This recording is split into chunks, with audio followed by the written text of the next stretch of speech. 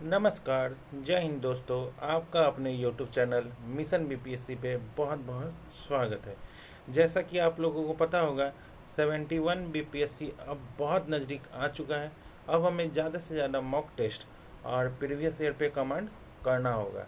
तो आपको इस चैनल पे मार्केट में जितने भी टेस्ट सीरीज चल रहे हैं, बीपीएससी के रिगार्डिंग जितने भी टेस्ट सीरीज हो रहे हैं, चाहे वो परफेक्शन आईएएस के हो, दृष्टि के हो, या आस्था के हो, या एडुटेरिया के हो, या खान सर के द्वारा जो भी टेस्ट सीरीज लिए जा रहे हैं बीपीएससी के रिगार्डिंग, आपको इस चैनल पे सभी टेस्ट सीरीज का डिस्कशन करवाया जाएगा। साथ ही साथ पीडीएफ भी आपको प्रोवाइड किया जाएगा। अगर आपको पीडीएफ चाहिए तो आप हमारे टेलीग्राम लिंक से जुड़ सकते हैं। टेलीग्राम का लिंक जो है वो इस वीडियो के डिस्क्रिप्शन में दे दिया गया है, वहाँ से जाके आप ज्वाइन कर सकते हैं। आपको वहाँ पर जितने भी टेस्ट सीरीज हैं सभी का पीडीएफ जो है वो उपलब्ध करवाया जाएगा। साथ ही साथ डिस्कशन भी करवाया जाएगा। तो आज का जो सेशन है वो एडुटेरिया के द्वारा जो भी मॉक टेस्ट लिए जा रहे हैं तो उसी का डिस्कशन आज के सेशन में करवाया जाएगा। तो ये टेस्ट नंबर 2 एडुटेरिया के द्वारा जो भी टेस्ट लिए जा रहे हैं उसी में टेस्ट नंबर 2 का डिस्कशन करवाया जा रहा है आज के सेशन में। तो चलिए आज का सेशन स्टार्ट करते हैं। Test number 2 Edutoria. आते हैं क्वेश्चन पे। पहला नंबर फर्स्ट क्वेश्चन पे आते हैं। बाल गंगाधर तिलक द्वारा स्थापित होम रूल लीग का नाम क्या था? जो बाल गंगाधर तिलक जो वो होम रूल लीग की स्थापना किए थे उसका नाम क्या था? होम रूल लीग का नाम क्या था? तो इसका राइट आंसर होगा option number C, Indian home rule league. Indian home rule league. अब पहला जो है वो पहला बाल गंगाधर तिलक द्वारा अप्रैल 1916 में स्थापित होम रूल लीग, जिसे इंडियन होम रूल लीग नाम दिया गया था। और दूसरा जो है वो एनी बेसेंट बनाई थी। कब? तो सितंबर 1916 को स्थापित की थी। उसका नाम जो था वो all India home rule league था। तो चलिए हम लोग आते हैं अगले क्वेश्चन पे। नेक्स्ट क्वेश्चन जो है वो निम्नलिखित कथनों पर विचार करना है। निम्नलिखित कथनों पर विचार करिए। पहला है जो एनी बेसेंट के होम रूल लीग के सदस्यों की संख्या जो है वो तिलक के होम रूल लीग से कम थी। तिलक के होम रूल लीग का मुख्यालय जो है वो पूना था। न्यू इंडिया और कॉमनवेल्थ नामक पत्र का प्रकाशन जो है वो एनी बेसेंट के द्वारा किया गया था। एनी बेसेंट जो है वो आयरिश मूल की एक थियोसोफिस्ट महिला थी। तो उपरोक्त में से कौन सा कथन सत्य है, कौन सा कथन सही है? तो इसका राइट आंसर होगा ऑप्शन नंबर बी, 2, 3 और 4 जो है वो सही है। 2, 3 और 4 जो है वो सही है। अब चलते हैं हम लोग। जो एनी बेसेंट के होम रूल लीग के सदस्यों की संख्या जो है वो तिलक के होम रूल लीग से कम नहीं थी, वो ज़्यादा थी। अब चलते हैं अगले क्वेश्चन पे। क्वेश्चन नंबर 3, निम्नलिखित कथनों पर विचार करना है। वर्ष 1919 में तक होम रूल आंदोलन की गति जो है वो धीमी पड़ गई थी और वर्ष 1920 में इसका नाम बदलकर स्वराज सभा कर दिया गया था। उपरोक्त में से कौन सा कथन जो है वो सही है? तो इसका राइट आंसर होगा ऑप्शन नंबर सी, 1 और 2 दोनों सही है। अब चलते हैं नेक्स्ट क्वेश्चन पे। रिक्त स्थान की पूर्ति करना है। विकल्प उचित आधार पर कीजिए। जो एनी बेसेंट के होम रूल लीग का संगठन सचिव जो था वो किसे नियुक्त किया गया था? जो एनी बेसेंट के द्वारा होम रूल लीग की स्थापना किया था उसका संगठन सचिव उसका संगठन जो सचिव था वो था option number D George Arundale. George Arundale. Annie Besant ने सितंबर 1916 में जो मद्रास में ऑल इंडिया होम्यो लीग की स्थापना की थी। अब चलते हैं next question. Montagu Chelmsford. Montagu Chelmsford सुधारों के अंतर्गत प्रांतों में द्वैत शासन प्रणाली जो है वो की शुरुआत की गई थी और प्रांतीय विषय को तो दो भागों में विभाजित किया गया था, आरक्षित और स्थानांतरित। निम्न में से कौन सा विषय स्थानांतरित विषय में शामिल नहीं था? इसमें कौन सा विषय जो है वो स्थानांतरित विषय में शामिल नहीं था? तो इसका राइट आंसर होगा ऑप्शन नंबर ए, भू राजस्व जो विषय था उसमें शामिल नहीं था। अब चलते हैं नेक्स्ट क्वेश्चन पे। Question number 6। 1915 में भारत आगमन के पश्चात गांधी जी ने अपना प्रथम भूख हड़ताल, जो गांधी जी जो थे वो भूख हड़ताल जो थे वो किस आंदोलन के दौरान क्रियान्वित किया था? गांधी जी ने किस आंदोलन के दौरान? तो इसका राइट आंसर होगा ऑप्शन नंबर बी, अहमदाबाद मिल मजदूरों का सत्याग्रह।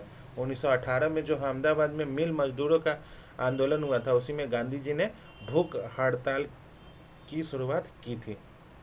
अब हम लोग चलते हैं नेक्स्ट क्वेश्चन पे। Question number 7। सूची 1 का सूची 2 से मिलान करना। सूची 1 का सूची 2 से मिलान करना। गांधी जी की गतिविधियां और संबंधित आंदोलन। जो गांधी जी की गतिविधियां हैं और उससे संबंधित आंदोलन है। प्रथम असहयोग आंदोलन जो हुआ था वो खेरा आंदोलन में हुआ था। प्रथम असहयोग जो है वो खेरा आंदोलन में हुआ था। खेरा आंदोलन जो है वो 1918 में हुआ था। अब चलते हैं प्रथम जो है जन आंदोलन जो हुआ था वो हुआ था रॉलेट सत्याग्रह में। रॉलेट सत्याग्रह में हुआ था। रॉलेट सत्याग्रह जो है वो 1919 में हुआ था। और प्रथम जो भूख आंदोलन जो हुआ था वो अहमदाबाद मिल मजदूर जो हुआ था 1918। अहमदाबाद मिल मजदूर जो है वो 1918 में हुआ था। प्रथम जो है वो सविनय अवज्ञा आंदोलन जो हुआ था वो चंपारण सत्याग्रह जो है वो हुआ था 1917। तो इसका राइट आंसर होगा ऑप्शन नंबर ए, 3, 4, 2, 1। अब चलते हैं नेक्स्ट क्वेश्चन पे। अक्टूबर 1919 में गठित डिसऑर्डर इंक्वायरी कमेटी का उद्देश्य क्या था? डिसऑर्डर इंक्वायरी कमेटी का उद्देश्य जो था वो ऑप्शन नंबर सी, जालियांवाला बाग हत्याकांड की जांच कराना था। जो 13 अप्रैल 1919 में जालियांवाला बाग हत्याकांड ने भारतीयों और साथ ही कई उदारवादी अंग्रेजों को भी स्तंभ कर दिया था। उसी के लिए एक समिति बनी थी। उसी समिति का गठित हुई थी जो डिसऑर्डर इंक्वायरी कमेटी का बनी थी। चलिए हम लोग आते हैं नेक्स्ट क्वेश्चन पे। Question number 9।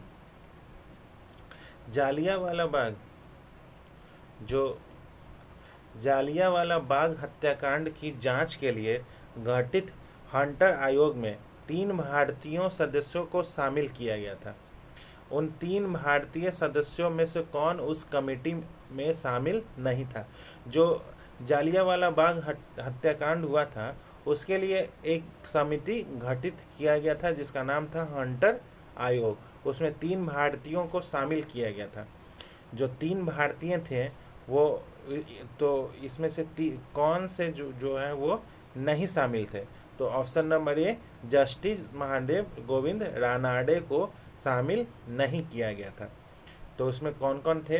तो एक थे सर चिमनलाल हरिलाल शीतलवाड़ जो थे वो बॉम्बे विश्वविद्यालय के उप कुलपति और बॉम्बे उच्च न्यायालय के अधिवक्ता थे। दूसरा थे, ये पहला, दूसरा भारतीय जो थे वो पंडित जगत नारायण थे, जो क्या थे, तो संयुक्त प्रांत की विधायी परिषद के सदस्य और अधिवक्ता थे। तीसरा जो थे वो सरदार साहिब जादा सुल्तान अहमद खान थे, जो ग्वालियर राज्य के अधिवक्ता थे। इस प्रकार तो ये तीनों को उसमें शामिल किया गया था। और किसको शामिल नहीं किया गया था, तो जस्टिस महादेव गोविंद रानाडे। अब चलते हैं हम लोग नेक्स्ट क्वेश्चन पे। कथन और कारण पर विचार करना है। कथन, खिलाफत आंदोलन ने भारतीय स्वतंत्रता आंदोलन को एक उपयोगी पृष्ठभूमि प्रदान की। और इसका कारण होगा, खिलाफत आंदोलन जो है वो भारतीय राजनीति से प्रत्यक्ष रूप से जुड़ा हुआ है। तो इसका राइट आंसर होगा ऑप्शन नंबर सी। ए सही है, लेकिन आर जो है वो उसका जो कारण जो है वो गलत है। ए सही है, लेकिन उसका जो कारण जो है वो गलत है। अब चलते हैं हम लोग नेक्स्ट क्वेश्चन पे। खिलाफत आंदोलन जो है वो भारतीय रूप से प्रत्यक्ष से जुड़ा हुआ था। तो खिलाफत और असहयोग दोनों जुड़ा हुआ था। अब चलते हैं हम लोग नेक्स्ट। रिक्त स्थानों की पूर्ति करना है। नवंबर 1919 में खिलाफत का अखिल भारतीय सम्मेलन जो है वो डैश में आयोजित किया गया था। उस सम्मेलन में अंग्रेजी वस्तुओं के बहिष्कार की मांग की गई थी। जो 1919 में खिलाफत का अखिल भारतीय सम्मेलन हुआ था, वो कहाँ आयोजित किया गया था, तो इसका right answer option number B, Delhi में। 1919 के प्रारंभ में अली बंधुओं मोहम्मद अली और शौकत अली, मौलाना आज़ाद, अजमल खान और हजरत मोहानी के नेतृत्व में खिलाफत कमेटी का गठन किया गया था। और फिर इसी क्रम में नवंबर 1919 में खिलाफत का अखिल भारतीय सम्मेलन जो है वो दिल्ली में आयोजित किया गया था। और उस सम्मेलन में अंग्रेजी वस्तुओं के बहिष्कार की मांग की गई थी। अब चलते हैं नेक्स्ट क्वेश्चन पे, क्वेश्चन नंबर 12। निम्नलिखित कथनों पे विचार करना है। सितंबर 1920 में कांग्रेस का विशेष अधिवेशन जो है वो कोलकाता में आयोजित किया गया था, जिसमें असहयोग आंदोलन के कार्यक्रम का अनुमोदन किया गया था। और दूसरा है, जून 1920 में केंद्रीय खिलाफत समिति का अधिवेशन इलाहाबाद में हुआ था। इस अधिवेशन में स्कूलों, कॉलेजों और न्यायालयों का बहिष्कार करने का निर्णय लिया गया था। उपरोक्त में से कौन सा कथन जो है वो सही है, तो इसका राइट आंसर होगा ऑप्शन नंबर बी, केवल जो है वो 2 सही है। तो दरअसल जैसे असहयोग आंदोलन के कार्यक्रम का अनुमोदन जो है वो दिसंबर 1920 में, ये सितंबर 1920 नहीं हुआ, दिसंबर 1920 में कांग्रेस के नागपुर अधिवेशन में किया गया था। सितंबर 1920 में नहीं, दिसंबर 1920 में नागपुर अधिवेशन में किया गया था, कोलकाता नहीं, नागपुर। तो इसका राइट आंसर ऑप्शन नंबर 2 केवल सही है। तो ऑप्शन बी केवल 2 सही है। अब चलते हैं नेक्स्ट क्वेश्चन पे। दिसंबर 1920 में आयोजित कांग्रेस के नागपुर अधिवेशन में, दिसंबर 1920 में आयोजित कांग्रेस के नागपुर अधिवेशन में कांग्रेस में कुछ संगठनात्मक परिवर्तन भी किए गए थे। इसमें प्रांतीय कांग्रेस कमेटियों के गठन का भी प्रावधान किया गया था। प्रांतीय कांग्रेस कमेटियों का गठन का आधार क्या था, उनका गठन जो था उसका आधार क्या था, तो ऑप्शन नंबर सी, भाषा के आधार पे किया गया था। अब चलते हैं नेक्स्ट क्वेश्चन पे। क्वेश्चन नंबर 14, जब भारतीयों का उत्साह अपने चरम बिंदु पे था, अपने चरम बिंदु पे था, तब आंदोलन वापस लेने की घोषणा किसी राष्ट्रीय विपत्ति से कम नहीं था। महात्मा गांधी द्वारा 1922 में असहयोग आंदोलन वापस लेने पर उपरोक्त संदर्भित कथन जो है वो किनका था? तो इसका राइट आंसर होगा option number B, Subhash Chandra Bose ने गांधी जी को कहा था। अब चलते हैं नेक्स्ट क्वेश्चन पे। प्रिंस ऑफ वेल्स का भारत जो है वो आगमन कब हुआ था? प्रिंस ऑफ वेल्स जो है वो भारत कब आए थे? तो इसका राइट आंसर होगा ऑप्शन नंबर सी, नवंबर 1921। प्रिंस ऑफ वेल्स जो है वो जो ब्रिटेन के राजकुमार थे, वो जो है वो असहयोग आंदोलन के दौरान भारत का दौरा किए। कब? तो 17 नवंबर 1921 को भारत वो आए थे। अब चलते हैं नेक्स्ट क्वेश्चन। असहयोग आंदोलन का प्रभाव जो है वो असम के चाय बागान और स्टीमरों पर काम करने वाले मजदूरों और असम बंगाल रेलवे के कर्मचारियों पर भी देखने को मिला, जब उनसे हड़ताल का आयोजन किया। उपरोक्त पर किनकी महत्वपूर्ण भूमिका रही है? तो इसका राइट आंसर होगा option number A, J.M.. Sen Gupta. असहयोग आंदोलन के दौरान जो है वो असम में चाय बागान और स्टीमर पर काम करने वाले मजदूरों और असम बंगाल रेलवे के कर्मचारियों ने भी हड़ताल कर आंदोलन में अपनी प्रमुख महत्वपूर्ण उपस्थिति दर्ज की थी। तो बंगाल के एक राष्ट्रवादी नेता जे.एम. सेनगुप्त ने इस दौरान महत्वपूर्ण भूमिका निभाई थी। जो बंगाल के राष्ट्रवादी जो नेता थे वो जे.एम. सेनगुप्ता महत्वपूर्ण भूमिका जो है वो निभाए थे। अब चलते हैं नेक्स्ट क्वेश्चन पे, क्वेश्चन नंबर 17। गांधी जी द्वारा फरवरी 1922 में असहयोग आंदोलन वापस लेने का निम्नलिखित में से कौन सा कारण था? जो गांधी जी जो असहयोग आंदोलन वापस ले लिए थे, तो निम्न में से कौन सा कारण जो है वो शामिल था? तो चौरी चौरा नामक स्थान पर आंदोलन का हिंसक हो जाना। आंदोलन को चले हुए लगभग 2 साल हो गए और आंदोलन धीरे धीरे उबाऊ होने लगा। उस दौरान जो है वो खिलाफत का मुद्दा जो है वो अप्रासंगिक हो गया था। उपरोक्त में से सही? तो इसका राइट आंसर होगा ऑप्शन नंबर डी, सभी कथन जो है वो सही हैं। सभी कारण जो गांधी जी के द्वारा असहयोग आंदोलन वापस ले लिया गया था, तो ये सब महत्वपूर्ण कारण थे, उपरोक्त सभी। ऑप्शन नंबर डी इसका राइट आंसर होगा। अब चलते हैं क्वेश्चन नंबर 18 पे। 18 में बोला गया है, निम्नलिखित घटनाओं को क्रमानुसार व्यवस्थित करें, क्रम के अनुसार बनाना है। बाल गंगाधर तिलक की मृत्यु जो हुई थी वो कब हुई थी? तो 1 अगस्त 1920 को उनकी मृत्यु हुई थी। अब चलते हैं दूसरा। 1920 में कोलकाता में कांग्रेस का विशेष अधिवेशन जो हुआ था। 1920 में कलकत्ता में कांग्रेस का विशेष अधिवेशन हुआ था। तो सितंबर 1920 में कोलकाता में कांग्रेस का विशेष अधिवेशन हुआ था। तो सितंबर 1920 में हुआ था। अब 1920 में नागपुर में कांग्रेस का वार्षिक अधिवेशन हुआ था। तो कब हुआ था? सितंबर। तो दिसंबर 1920 में नागपुर में कांग्रेस का वार्षिक अधिवेशन हुआ था। और चौथा 1920 में केंद्रीय खिलाफत समिति का इलाहाबाद में अधिवेशन हुआ था।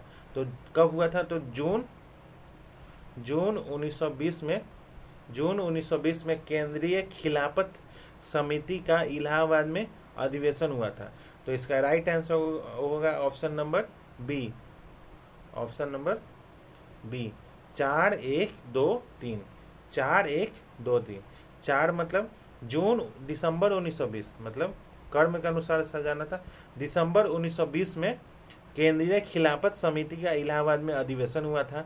फिर हो गया बाल गंगाधर तिलक की जो मृत्यु हुई थी वो 1 अगस्त 1920, 1 अगस्त।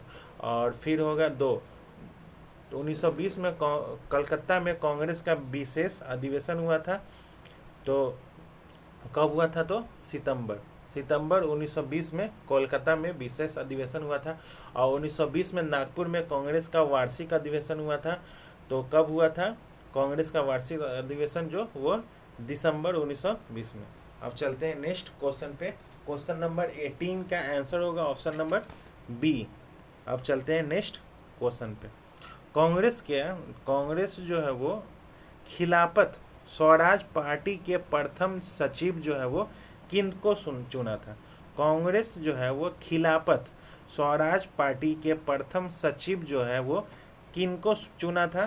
तो इसका राइट आंसर होगा option number D, Motilal Nehru. 1922 के कांग्रेस के गया के वार्षिक अधिवेशन में अपरिवर्तनकारियों के साथ नीतिगत मतभेद हो जाने के कारण उस अधिवेशन के जो अध्यक्ष थे वो CR दास और महामंत्री जो थे वो मोतीलाल नेहरू ने अपने पद से त्यागपत्र दे दिया था और कांग्रेस खिलाफत स्वराज पार्टी के गठन की घोषणा कर दी। और उसके CR दास जो है वो उसके प्रथम अध्यक्ष बने और उसके प्रथम अध्यक्ष जो है वो CR दास बने और उसके प्रथम जो है वो सचिव बने वो मोतीलाल नेहरू बने। अब चलते हैं अगले क्वेश्चन। निम्नलिखित में से किसे स्वराजवादियों की उपलब्धि नहीं माना जाता है? स्वराजवादियों की उपलब्धि नहीं माना जाता है। तो इसका राइट आंसर होगा ऑप्शन नंबर बी, देश भर में रचनात्मक कार्यक्रमों का पर्याप्त विस्तार किया जाना। अब चलते हैं नेक्स्ट क्वेश्चन पे। क्वेश्चन नंबर 21, रिक्त स्थानों की पूर्ति करना। नवंबर 1923 को संपन्न हुए चुनाव में स्वराजियों को उल्लेखनीय सफलता मिली। सेंट्रल लेजिस्लेटिव असेंबली की 101 निर्वाचित सीटों में उन्हें कितना प्राप्त हुआ था? तो उन्हें 42, ऑप्शन नंबर सी 42।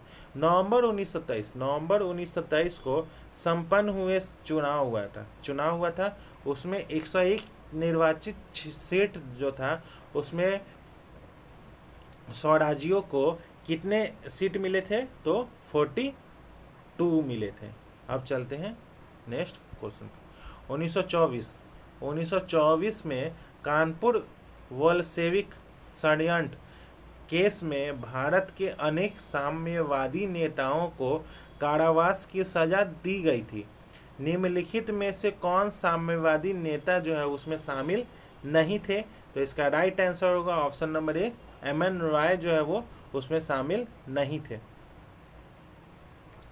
1924 में कानपुर बोल्शेविक षड्यंत्र केस में भारत के कई साम्यवादी नेताओं को कारावास की सजा दी गई थी।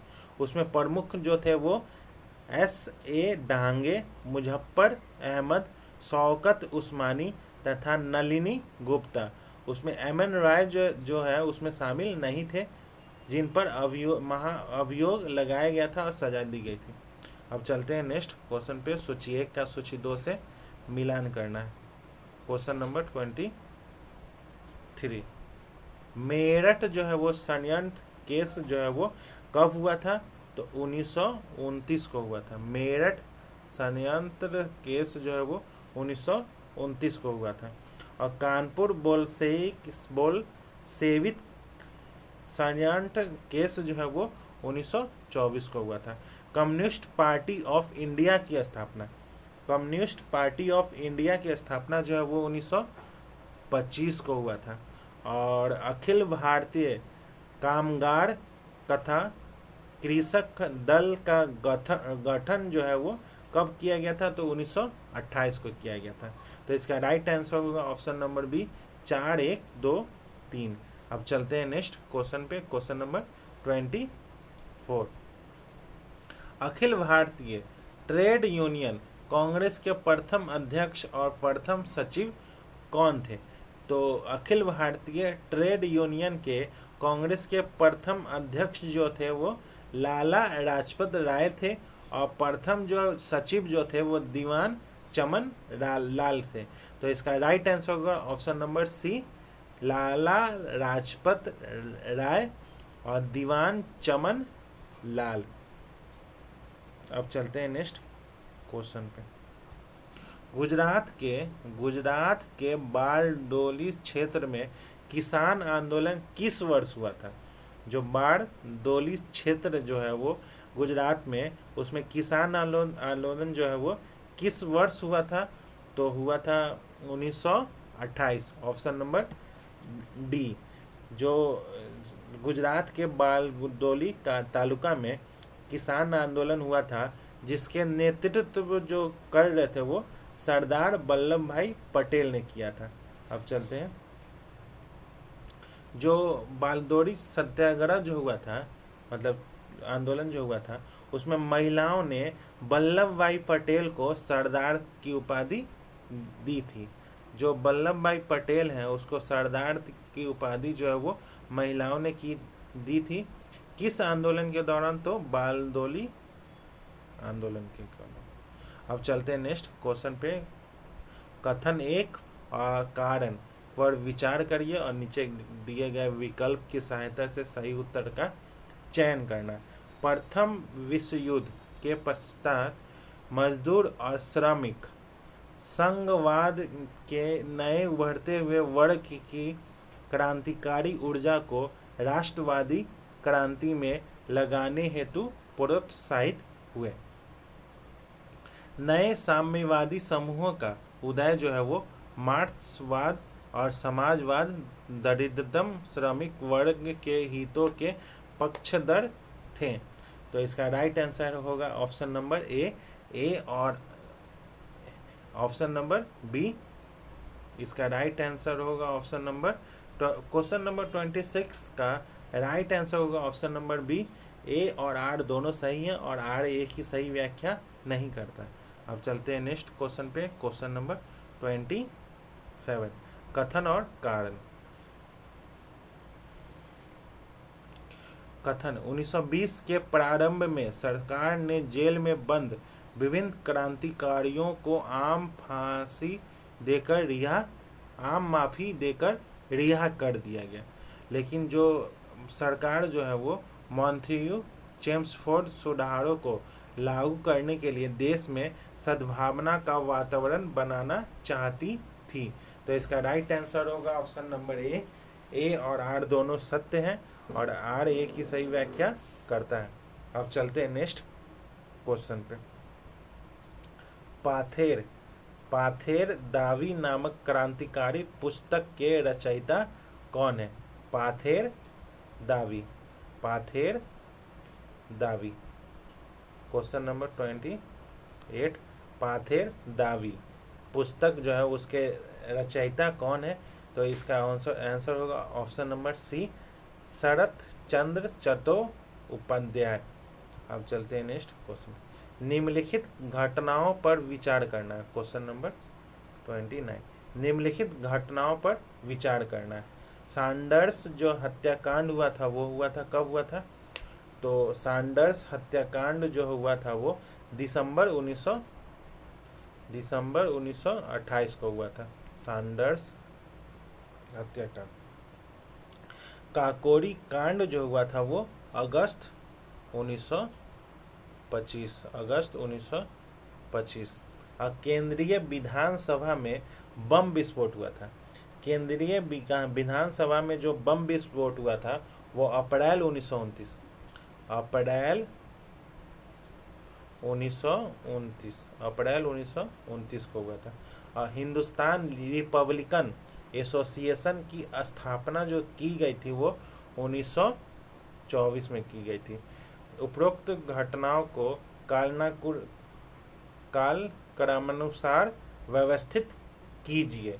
तो इसका राइट आंसर होगा ऑप्शन नंबर बी, 4 2 1 3।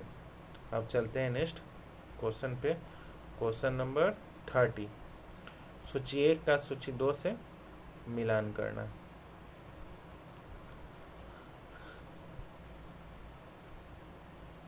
भारतीय विधि आयोग, भारतीय जो विधि आयोग हुआ था वो क्यों हुआ था? भारतीय विधि आयोग, भारतीय विधि आयोग जो है वो कब हुआ था? 1927। भारतीय विधि आयोग जो उसका मेन उद्देश्य जो था वो, भारतीय विधि आयोग का मेन उद्देश्य जो था वो सरकारी व्यवस्था, शिक्षा के प्रचार और प्रतिनिधि संस्थाओं पर अध्ययन। और ली आयोग जो है वो सिविल सेवा में भर्ती की पद्धतियों की, जो सिविल सेवा में भर्ती की पद्धति होती है उसकी जांच के लिए ली आयोग का गठन किया गया था। और वो कब किया गया था? 1923। मुदिमन समिति जो है वो कब हुआ था? 1924। और वो क्यों हुआ था? मुदिमन समिति जो है वो क्यों हुआ था? तो प्रांतों में द्वैत शासन प्रणाली की निगरानी के लिए। और लिथिगो आयोग जो है उसका गठन जो कब हुआ था? 1926। वो कब क्यों हुआ था? तो भारत की कृषि और ग्रामीण अर्थव्यवस्था की स्थिति की जांच के लिए किया गया था। तो इसका राइट आंसर होगा option number C, 4 3 1 2। Question number 30 का राइट आंसर होगा ऑप्शन नंबर सी। अब चलते हैं नेक्स्ट क्वेश्चन पे। साइमन कमीशन 1927 के गठन के समय ब्रिटेन के भारत के सचिव कौन थे? ब्रिटेन के भारत सचिव कौन थे? तो इसका राइट आंसर होगा option number A, Lord Birken head. अब चलते हैं नेक्स्ट क्वेश्चन पे। क्वेश्चन नंबर 32, निम्नलिखित में से कौन सा तत्व जो है वो साइमन कमीशन की अनुशंसा में शामिल नहीं था? कौन सा तत्व जो है वो साइमन कमीशन के अनुशंसा में शामिल नहीं था? तो इसका राइट आंसर होगा ऑप्शन नंबर सी, केंद्र में उत्तरदायी सरकार का गठन किया जाए, वो उसके साइमन कमीशन के अनुशंसा में शामिल नहीं था। अब चलते हैं नेक्स्ट क्वेश्चन पे। Question number 33, question number 33, Nehru report जो अगस्त 1928 के संदर्भ में निम्नलिखित कथनों पर विचार करना है। नेहरू रिपोर्ट के बारे में विचार करना है। इसमें 19 मौलिक अधिकारों की मांग की गई है। इसमें जो नेहरू रिपोर्ट है उसमें 19 मौलिक अधिकारों की मांग की गई है। इसमें सिंध को एक अलग प्रांत बनाने की मांग की गई है। तीसरा है, इसमें प्रांतीय विधानसभाओं का कार्यकाल जो है वो 3 वर्ष निर्धारित करने की बात की गई है। इसमें भारत को पूर्ण औपनिवेशिक स्वराज का दर्जा मिले, यह बात कही गई है। उपरोक्त में से कौन सा कथन जो है वो सही है? तो इसका राइट आंसर होगा ऑप्शन नंबर बी, 1 2 और 4 सही है। अब चलते हैं नेक्स्ट क्वेश्चन पे। क्वेश्चन नंबर 34, भारतीय संविधान का मसविदा तैयार करने वाले मोतीलाल नेहरू के नेतृत्व वाली उप समिति में कुल सदस्यों की संख्या कितनी थी? तो इसके राइट आंसर होगा option number C, 8। Motilal Nehru जो है वो के नेतृत्व में बनी जो उप समिति है उसमें कुल कितने सदस्य थे? तो 8 थे, जिसमें मोतीलाल नेहरू जो है वो अध्यक्ष थे, अली इमाम जो है वो सदस्य थे, सुभाष चंद्र बोस थे और एनी बेसेंट थी, मंगल सिंह थे, शोएब कुरैशी थे, GI प्रधान थे और तेज बहादुर छपड़ू थे। अब चलते हैं नेक्स्ट क्वेश्चन पे। क्वेश्चन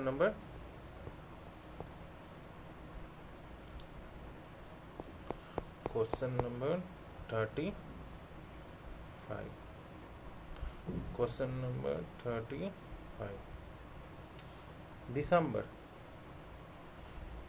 क्वेश्चन नंबर 35 दिसंबर 1928, दिसंबर 1928 में नेहरू रिपोर्ट की समीक्षा के लिए किस स्थान पर सर्वदलीय सम्मेलन का आयोजन किया गया था? नेहरू रिपोर्ट जो है वो समीक्षा की लिए किस स्थान पर सर्वदलीय सम्मेलन का आयोजन किया गया था? तो इसका राइट आंसर होगा option number A, Calcutta. Calcutta में सम्मेलन की समीक्षा के लिए, नेहरू रिपोर्ट की समीक्षा के लिए कोलकाता में एक सर्वदलीय सम्मेलन का आयोजन किया गया था। उस सम्मेलन में मुस्लिम लीग की तरफ से जो थे वो मोहम्मद अली जिन्ना थे। अब चलते हैं नेक्स्ट क्वेश्चन पे। दोस्तों, अगर आपको इस सेशन का पीडीएफ चाहिए तो आप हमारे टेलीग्राम लिंक से जुड़ सकते हैं। टेलीग्राम लिंक का टेलीग्राम लिंक का जो इस वीडियो है वो इस वीडियो के डिस्क्रिप्शन में टेलीग्राम का लिंक दिया गया है, आप वहां जाके ज्वाइन कर सकते हैं। आपको वहां पर जितने भी मार्केट में टेस्ट सीरीज चल रहे हैं सभी का पीडीएफ उपलब्ध कराया जाएगा। अब चलते हैं नेक्स्ट क्वेश्चन पे, क्वेश्चन नंबर 36। सविनय अवज्ञा आंदोलन के लिए नमक को केंद्रीय मुद्दे के रूप में चुने जाने के कारणों के संबंध में निम्नलिखित कथनों पर विचार करना है। पूर्ण स्वराज की विचारधारा में नमक उससे प्रत्यक्ष रूप से संबंध था। नमक जो है वो गरीब व्यक्ति को प्रभावित करता है। उपरोक्त में से कौन सा कथन जो है वो सही है? तो इसका राइट आंसर होगा ऑप्शन नंबर सी, 1 और 2 दोनों सही है। अब चलते हैं नेक्स्ट क्वेश्चन पे। नमक सत्याग्रह के दौरान केरल में कालीकट से पोयानूर तक पद यात्रा करने वाले कांग्रेस के नेता जो थे वो कौन थे? तो इसका राइट आंसर होगा option number B, Kelappan Nair. अब चलते हैं नेक्स्ट क्वेश्चन पे, क्वेश्चन नंबर 38। नमक सत्याग्रह की सबसे तीव्र जो प्रतिक्रिया जो है वो डैश में हुई थी। यहाँ 21 मई 1930 को सरोजिनी नायडू, इमाम साहब एवं गांधी जी के पुत्र मनीलाल ने 2000 आंदोलनकारियों के साथ नमक कार कहाने पर धावा बोल दिया था। तो इसका राइट आंसर होगा ऑप्शन नंबर डी, धारा सना। अब चलते हैं नेक्स्ट क्वेश्चन पे। गांधी इरविन समझौता जो है वो कब हुआ था? तो ऑप्शन नंबर सी, 5 मार्च 1931 को गांधी इरविन समझौता हुआ था। अब चलते हैं नेक्स्ट क्वेश्चन, क्वेश्चन नंबर 40। कथन और कारण। कथन 1931 का कांग्रेस का कराची प्रस्ताव जो है वो वास्तव में कांग्रेस की मूलभूत राजनीतिक और आर्थिक नीतियों का दस्तावेज था। कारण जो है वो कराची प्रस्ताव में नागरिक स्वतंत्रता को संरक्षित करने के लिए मौलिक अधिकार के साथ साथ सामाजिक आर्थिक सिद्धांतों की एक सूची सामने रखी गई थी। तो इसका राइट आंसर होगा ऑप्शन नंबर ए और आर दोनों सही है, और आर जो है वो एक ही सही व्याख्या करता है। अब चलते हैं हम लोग नेक्स्ट क्वेश्चन पे, क्वेश्चन नंबर 41। प्रथम जो गोलमेज सम्मेलन हुआ था जो कब हुआ था? 12 नवंबर 1930 को से जनवरी 1931 तक लंदन में आयोजित हुआ था। की अध्यक्षता का जो है वो किसने की थी? तो इसका राइट आंसर होगा option number C, Ramsay McDonald.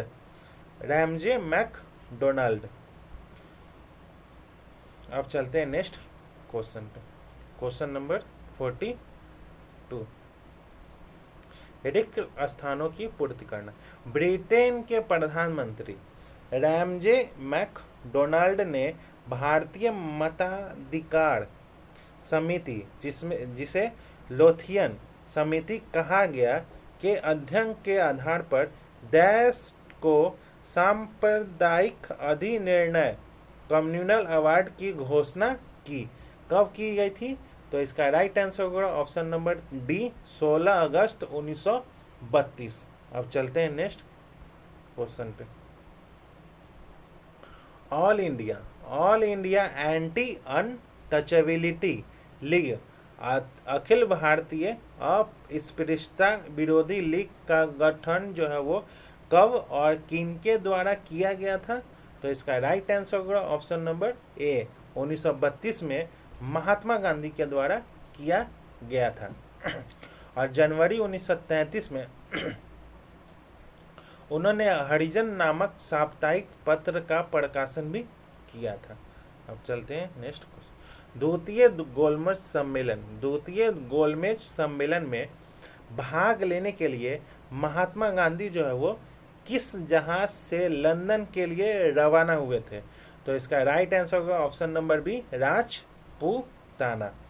जो गांधी जी जो थे वो 29 अगस्त 1931 को लंदन के लिए रवाना हुए थे और 7 सितंबर 1931 से 1 दिसंबर 1931 तक चले इस सम्मेलन में गांधी जी के साथ राजपूताना नामक जहाज में कौन कौन गए थे?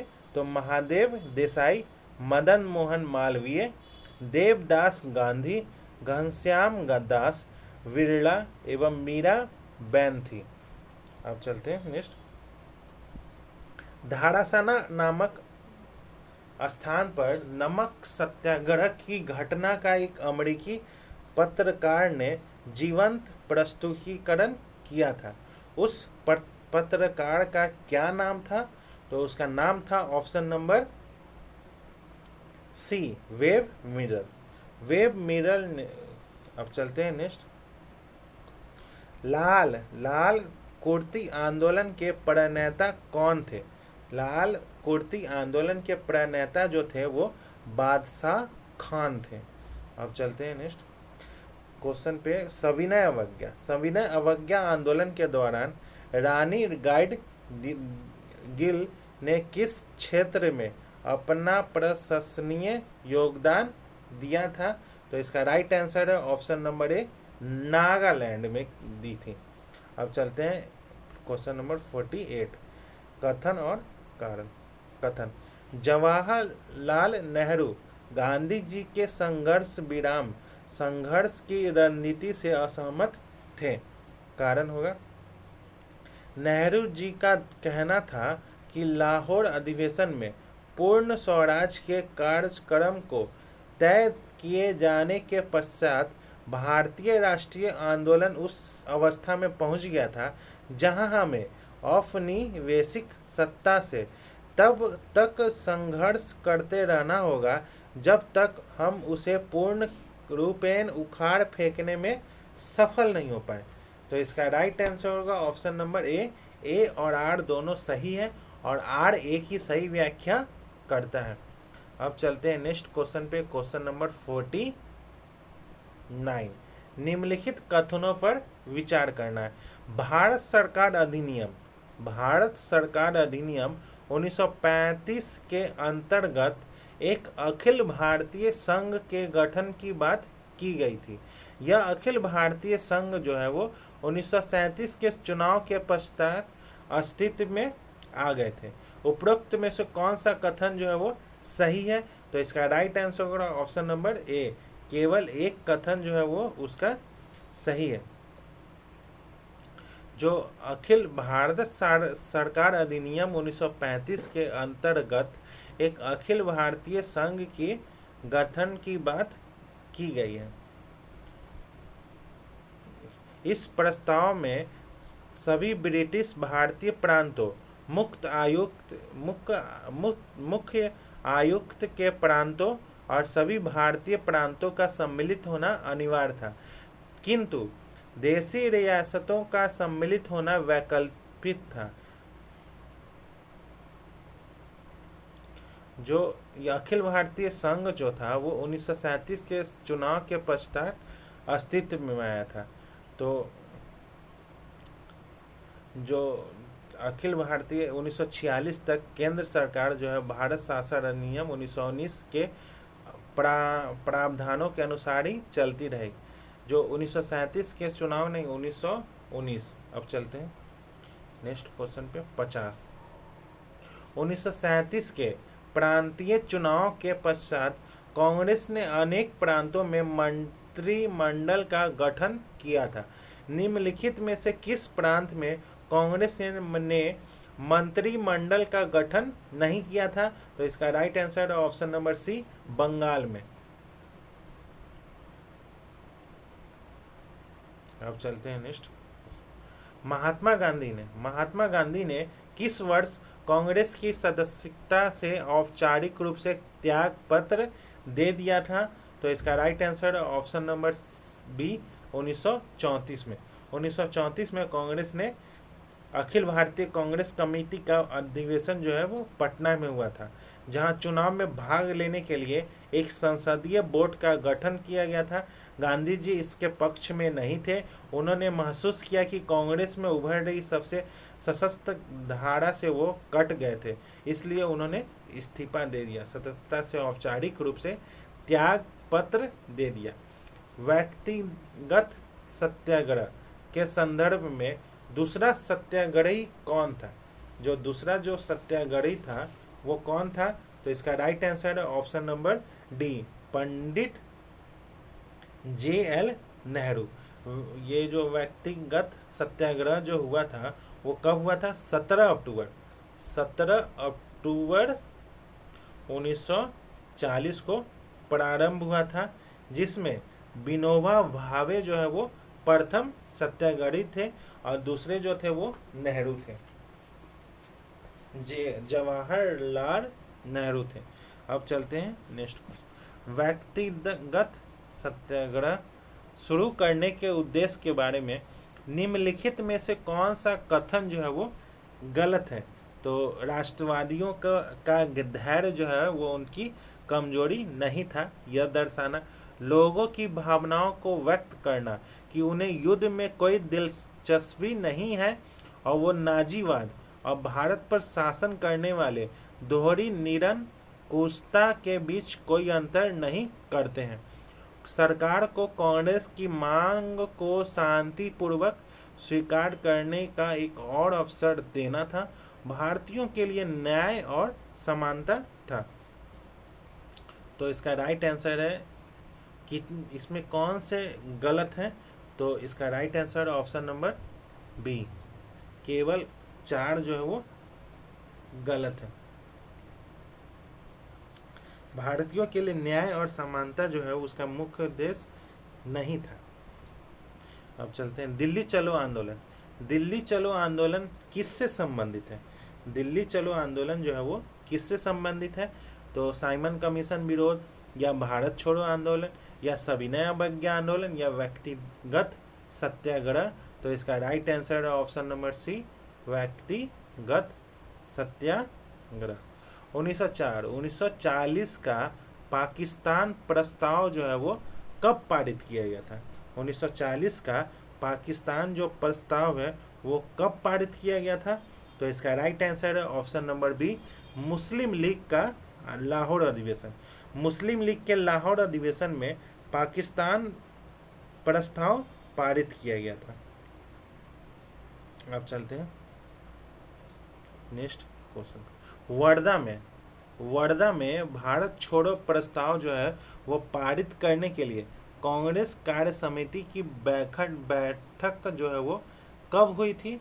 तो इसका राइट आंसर है ऑप्शन नंबर डी, 14 जुलाई 1942 को हुई थी। 14 जुलाई 1942 को हुई थी। अब चलते हैं नेक्स्ट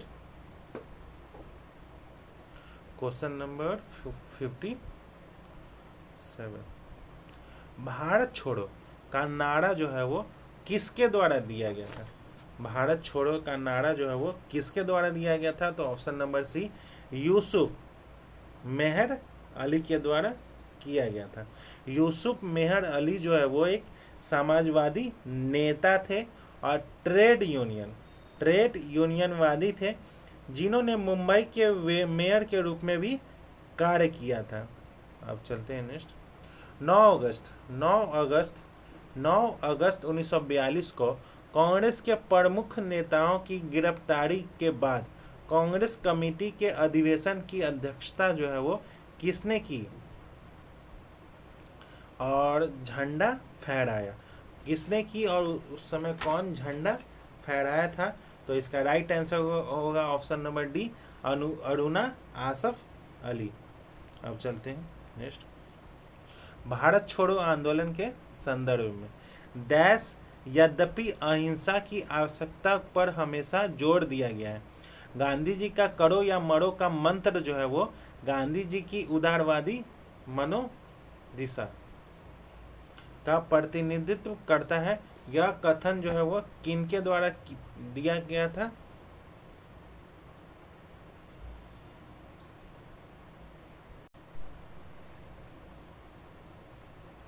किनके द्वारा दिया गया था? तो इसका राइट आंसर है ऑप्शन नंबर डी, सुमित सरकार। अब चलते हैं नेक्स्ट क्वेश्चन पे। पाकिस्तान दिवस जो है वो कब मनाया जाता है? तो पाकिस्तान दिवस जो है वो 23 मार्च 1943 को मनाया जाता है। 23 मार्च 1943 को मनाया जाता है। सी राजगोपालाचारी फॉर्मूला जो है 1944 किससे संबंधित था? तो इसका राइट आंसर है ऑप्शन नंबर सी, समकालीन जो है वो संवैधानिक संकट को हल करना। अब चलते हैं नेक्स्ट। निम्नलिखित को कालना कुक्रमित क्रम में व्यवस्थित करना है। तो सी राजगोपालाचारी फॉर्मूला, पाकिस्तान दिवस मनाया गया है, देसाई लियाकत समझौता या विवेल योजना।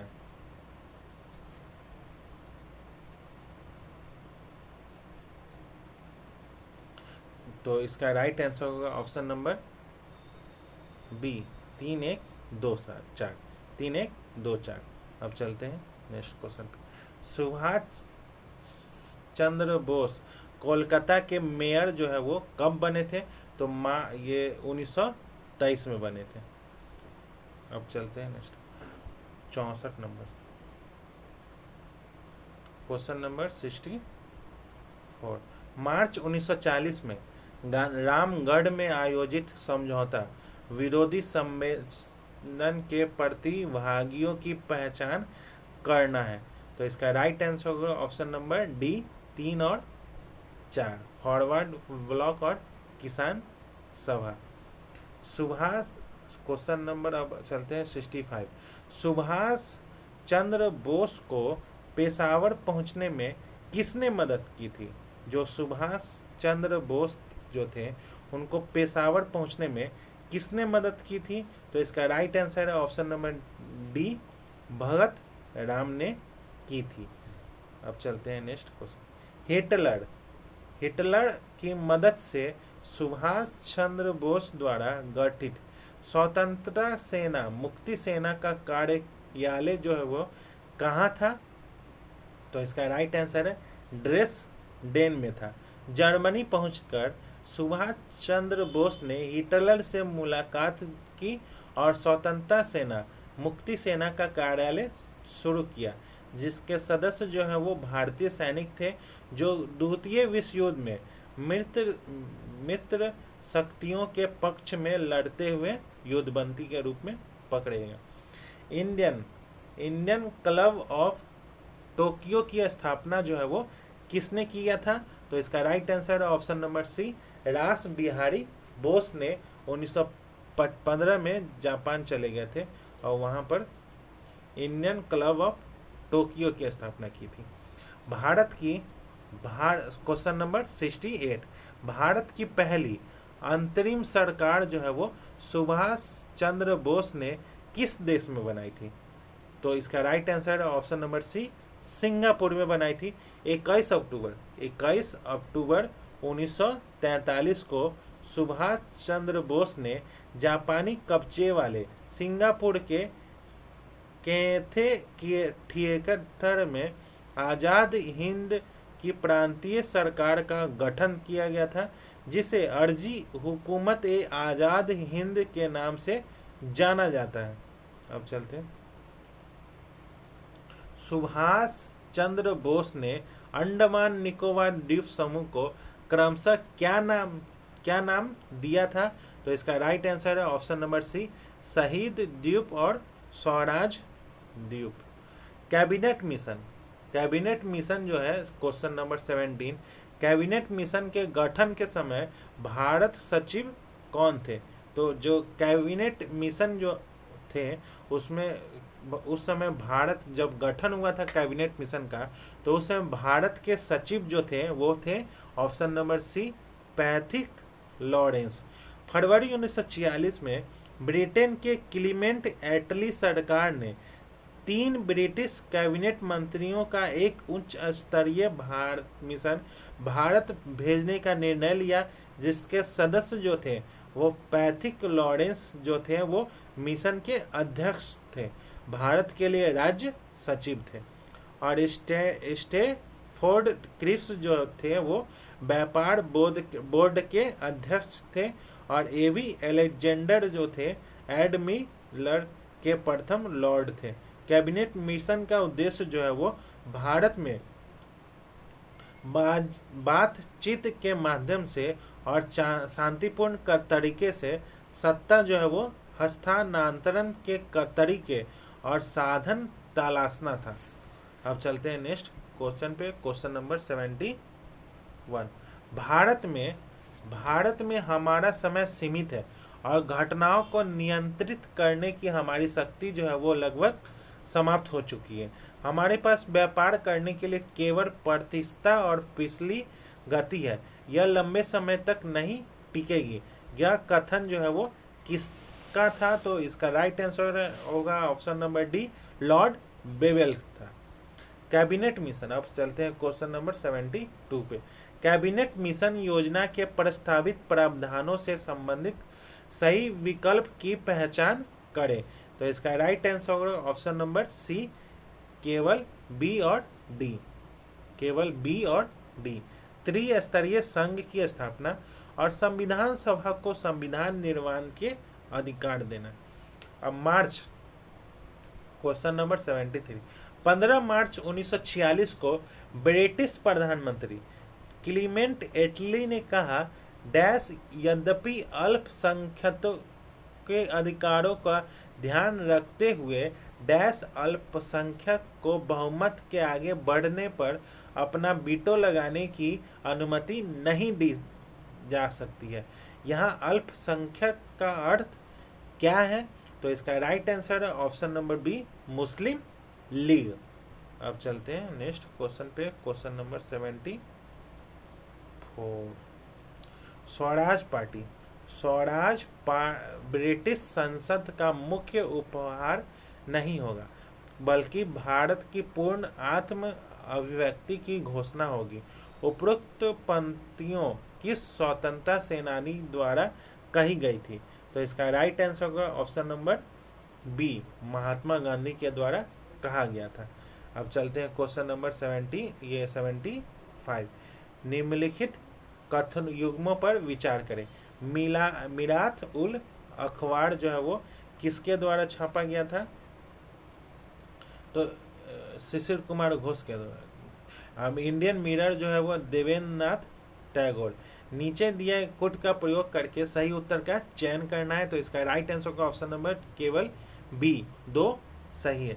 इंडियन मीरात उल अखबार जो है वो किसके द्वारा छापा गया था? तो इसका राइट आंसर है ऑप्शन नंबर ये, राजा राम मोहन के द्वारा 1827 में फारसी भाषा में लिखा गया था, न कि शिशिर कुमार घोष। तो दोस्तों आज का सेशन यहीं समाप्त होता है, जिसमें एडोटेरिया के जो टेस्ट नंबर 2 हुए थे उसका 1 से लेकर 75 क्वेश्चन तक डिस्कस किया जा चुका है। अगर आपको इस सेशन का PDF चाहिए तो आप हमारे टेलीग्राम लिंक से जुड़ सकते हैं।